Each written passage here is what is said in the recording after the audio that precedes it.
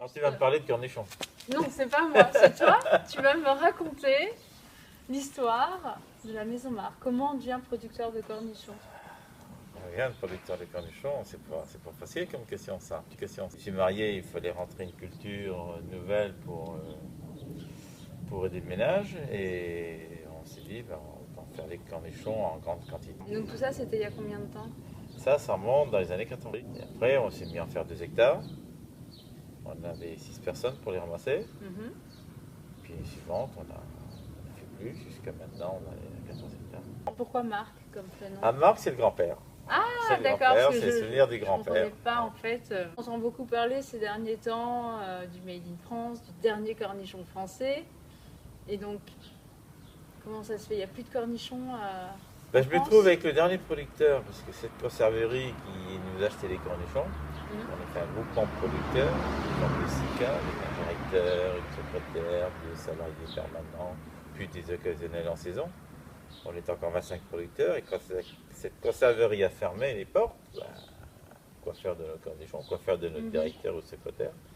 Tout a été liquidé. Et puis moi j'ai voulu continuer. Pour moi, il y a une petite idée, il y avait quand même de la place dans les épiceries fines, une petite niche qui apprécierait de nos cornichons sans herbicides, sans insecticides et sans conservateurs. D'accord, parce qu'aujourd'hui, ils viennent d'où les cornichons qu'on peut voir Ah, tous les cornichons que vous trouvez dans la grande distribution, maintenant ils viennent de l'Inde, parce que la main-d'œuvre n'est pas trop chère, et puis il y a 3 récoltes par an. La production, il y a quelque chose qui change entre le produire en Inde et le produire en Inde et le produire en France. Eux, ils ont un climat très chaud, ils font 3 récoltes par an.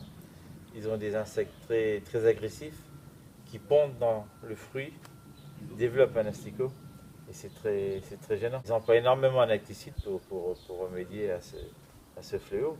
Parce que toi, tu cultives sans herbicides. Sans herbicides, sans insecticides. Alors au début, on a des pucerons, on a des tripes, c'est-à-dire des petites bêtes qui sont sous les feuilles et qui dévorent les feuilles. On voit que la feuille est nécrosée. Et dès que les premières chaleurs arrivent, ben, les coccinelles arrivent en même temps. C'est elles qui font le ménage et on est tranquille. On a une semaine de pousse qui est pénalisée, qui est ralentie parce qu'il y a des insectes qui dévorent. Mais faisant voilà, ces méthodes-là, on a moins de rendement, c'est sûr, mais on a un produit qui est propre. Et là, ici, du coup, maintenant, il y a combien de récoltes? Comment ça marche en France? En France, nous, on ne fait qu'une récolte. On sème au 15 mai, après les 5 glaces. On commence à cueillir aux alentours plus ou moins le 14 juillet. Et ça s'arrête fin août, début septembre. Nous, pour cueillir nos parcelles, il faut 27-28 personnes pour la cueillette. Et plus Henri, qui vient pour la mise en bocaux, voilà, pour une trentaine de personnes. Et Henri, qui est Henri? Ah, qui est Henri, oui. Oui, Henri, bah, c'est mon fils qui a 24 ans, qui reprend la suite. Et Donc futur boss ou déjà boss? Oh, déjà boss. Déjà boss. Alors c'est lui qui a la responsabilité des bocaux, de la commercialisation. Et il y a combien de recettes aujourd'hui? Aujourd'hui, on a 3 recettes.